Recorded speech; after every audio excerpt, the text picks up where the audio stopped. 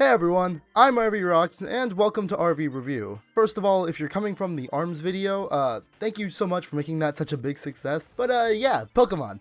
Pokemon is what this video is about. I didn't like Pokemon Shield all that much. If you want to watch the full review, I'll put it up here, but if you want like an overview, I thought if you liked Pokemon, you'd like a lot of the things that the game would do for you, but it's ultimately wrapped up in a bow of unappealing presentation, lackluster endgame content, and a surprising amount of weird limitations. But I like to give games the benefit of the doubt, so even if I wasn't the biggest fan of Pokemon Shield, I wanted to try out the DLC and see if it would fix any of the problems that I took issue with, or at least offer me a good time nonetheless. And well, let's just get into it, shall we?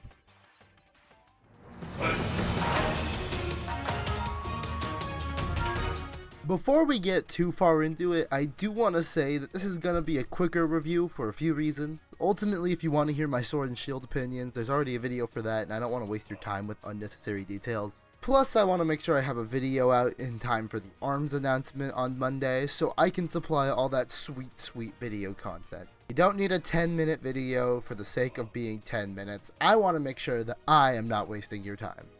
Anyways, starting off the DLC, you're immediately greeted by this DLC's first big improvement over the base game. The visual style. It did not redefine the graphics set by Sword and Shield, but I will say that I think the DLC uses the art style Gen 8 has much more effectively than the base game, with more vibrant colors, a more interesting map, and a landscape that all abides by one general theme. However, after that, you are greeted by this guy named Avery, or if you were playing Sword, Clara, but since I'm playing Shield, you're gonna have to hear my thoughts on this guy. And here is the DLC's first negative. Oh man, is he the worst. A lot of people gave Hop shit for being too nice and a friend, but this man is a conniving dickhead and always uses psychic type moves to describe the situation at hand. People wanted main rivals back in the series, but Avery is more annoying than he is mean, and throughout the DLC, he's never on the same level as you as a trainer. And then every NPC is like, "Ah, man, the two of you are the greatest we've ever had. These two are the best ever." And you're left to wonder, if this guy is the greatest, I must be a god to them. At least Hop managed to hold his own against my teams in the base game. This guy's actually a joke in comparison. I complained in the base game that the story wasn't really a story, and more so a series of events you only hear about and are only tangentially related to. But to their credit, in the DLC, you are an active participant in the story. You go to the dojo, you do trials to determine who gets trained, get trained by Master Mustard, then you get your cub food, train that a whole bunch, do a tower with it to determine what type its evolution is going to be, and then you fight Mustard. Which brings me to another negative. This DLC is like 3 hours long at its longest, and it's padded out to hell because of it.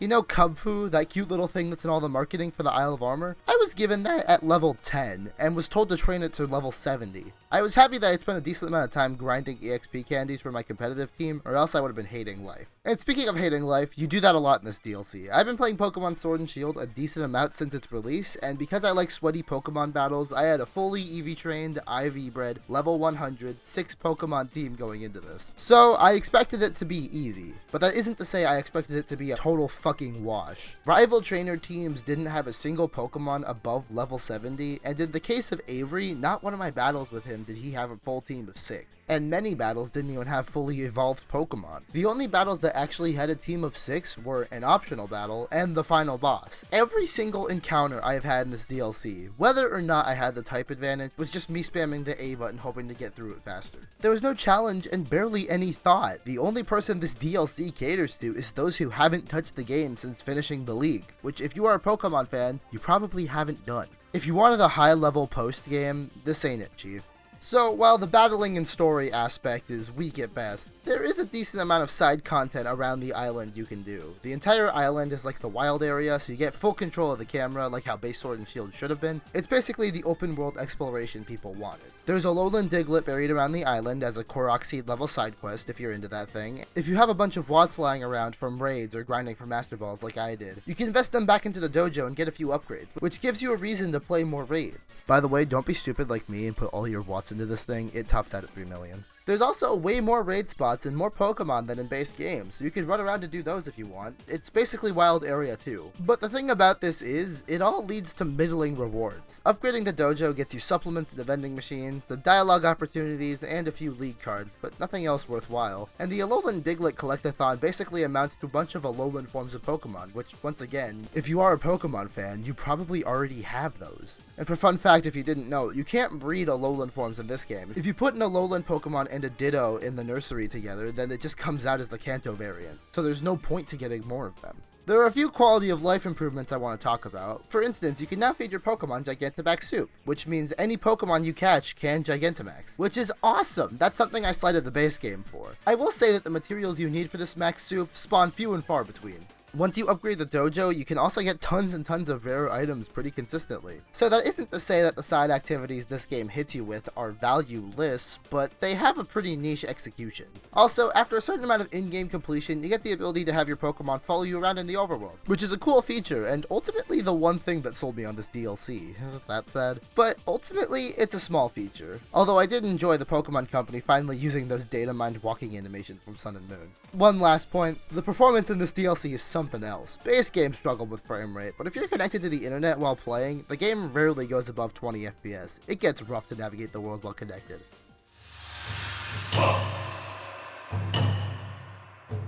So, after all this, should you buy the Isle of Armor for Pokemon? Now is the part where I'd give it a score out of 10, but honestly, when it comes to DLC, there's no real reason to score it out of 10, because if you have the base game, you already like the package that was given to you, you like the gameplay, there's only one real metric for DLC, and that's, is it worth buying? Is it worth spending the money to get more of the experience? And, well, this is complicated.